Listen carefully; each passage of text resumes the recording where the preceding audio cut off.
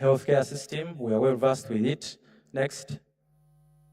Yeah, so the maternal and newborn landscape in Uganda, you notice that we have been making quite some progress, if you can see from those trends. From the late 90s to early 2000, our maternal mortality ratio was in 500s. But as of the UDHS 2022, we have really improved, and we are at around 189. And so if you look at the under 5 mortality, and you disaggregate it into the infant mortality, but also the neonatal mortality, you can see that there has been some remarkable progress in the under 5 as an aggregate. But then when you look at the trends, for instance, for neonatal mortality, it hasn't improved as much or in the same manner. However, in terms of the opportunities that we have, institutional delivery rates, the mothers who are delivering in institutions have been increasing. So we have, according to UDHS, 86% of our mothers being able to deliver in facilities. And this is a huge opportunity. And so that would mean reflexively that those who are delivering from home are reducing. That is in the last graph. Next. Yeah, you can go next. I've already talked about that. And even the next one is just a repetition to show it just in a bigger picture. And so we can go to the EMOC facility network optimization and how we approached it. The objectives of the EMOC network optimization, the main objective was to optimize the emergency obstetrical newborn care facilities as a network. And here we considered 4 regions. That is Kampala Metropolitan in terms of the LMNSs. Then Karamoja region, Acholi, LMNS, and then West Nile. West Nile has now been divided into Yumbe LMNS and Arua LMNS, but for purposes of this presentation, they are combined. The process involved a situation analysis, and we basically benchmarked the EMOC assessment of 2023, which was mostly facilitated by UNFPA, from where we identified those different gaps, and then we're able to convene teams from the different local maternity and neonatal systems in order to plan this optimization network. That was in December 2024.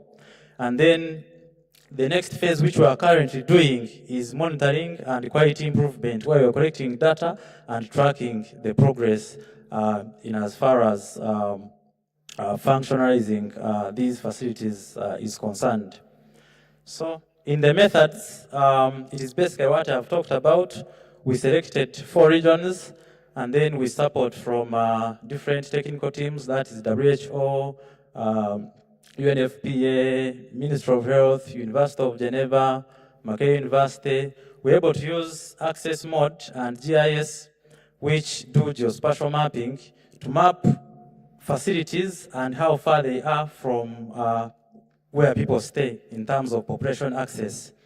And so when we did that, we were able to come up with a network of facilities so that if we prioritize those facilities, then most of our people are able to access functional facilities. And I told you the issue here is we have so many facilities, they are very accessible, but they do not have all the services. So instead of spreading the thin resources, we'd rather focus on fewer facilities, make them functional, but they are covering most of the population. And you'll see in the results. Next. The profiles of these regions, we used, we merged data from different sources. So Acholi has 8 districts, and its population size as of the 2024 media population from the National Population Housing Census was about 1.97. And so if we use the international standards of the number of EMOC facilities per 500,000 population, where we have, or we should have 5 functional facilities, of which one should be a CMOC, then we would require 20 facilities. However, from the assessment, we had only 5 functional facilities, and the gap was 15. And the picture is not different from the rest of the regions, as you can see. We can go next slide. So when we aggregated the 4 regions, the total number of facilities which were aggregated were 133. And this was from 248. And that meant that if we concentrate on 133 facilities from the 200, then the referral systems, the ambulance services, and how they move could be remapped to reimagine how the movement should be. Should it be an ambulance at the referral facility or an ambulance at the referring facility to save time, that little time that we have? And lastly, the comprehensive referral protocols that will guide this process. The next steps, which is the last slide, we need to discuss the norms for EMOC to contextualize from the global norms to our local norms, and then for the small and sick newborns, and including the HR and the referrals. Then the role of the LMNSs in this kind of optimization, which is work that is actually currently ongoing with support from UNFPA. And then the quality of care indicators should be monitored, because you saw that although we are too ambitious, when you factor in the quality of care, then the performance might slightly go down. And then we need to contextualize the EMOC signal functions like assisted vaginal delivery. What levels should be performing this, and then how should we assess these facilities? So I'd like to thank again UNFPA, WHO, UNICEF, the NASMEC Institute, Mackay University, and University of Geneva for supporting this work. Thank you. A bigger hand clap, ladies and gentlemen, for Dr. Joseph Byamugisha. Now, we all accept that there is no way we can save the mothers and the children if the BMOC and the CMOC functions are not strengthened in this country. And he also brings in a very important aspect of how can the LMNSs be empowered to ensure that they take this up. Well done, and thank you so much. So, colleagues, I want you to join me in thanking Professor Byamugisha. Those of you who missed his presentation, very powerful about the history of where we've come from, but also talking about the objectives of this conference. So thank you so much, Professor Byamugisha, my teacher, and also join me in thanking Dr. Joseph Byamugisha for the high-level presentation on EMOC optimization. Allow me to hand over back to Dr. Bagala to take us to the next session.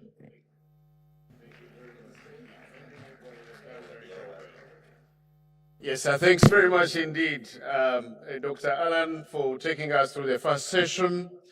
Ladies and gentlemen, we're good at time management. We're a little bit short by 30 minutes, but we shall see how to compensate. And the next session a little bit builds to some of the incredible work UNFPA is supporting in Safe Motherhood, because UNFPA was very instrumental in this optimization. So I'm very, very happy that next we are having another very incredible plenary session, and that is going to be led by the UNFPA team. And allow me, without any further ado, introduce the session moderator for this, and that is none other than Miss Priscilla Regina Nalwoga. And a little bit about Priscilla. Miss Priscilla Regina, thank you very much indeed. Miss Priscilla Regina is a formidable Ugandan journalist and presenter, bringing over a decade of dedication from both radio and mainstream television, with a core professional vision to empower audience towards informed decisions. She's a highly valued figure at NTV, a flagship brand of the regional national media group, where she actively anchors current affairs and news bulletin to facilitate public digestion of complex issues spanning politics, economics, and human interests. Thank you. Welcome indeed, Ms. Priscilla. Asante sana. Good morning to you, ladies and gentlemen. I know the weather this morning was not friendly as we were getting here. Many of you could use a cup of tea. So we're going to get a cup of tea from our neighbors. Turn to your neighbor and greet them in your local language. See, we're already warm. In your local language. Now, if you're seated next to a Muzungu, they also have a local language that may not be English.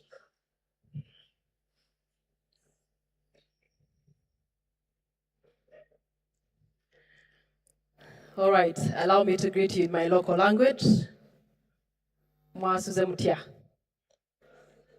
Mwasuze bulungi. We wow.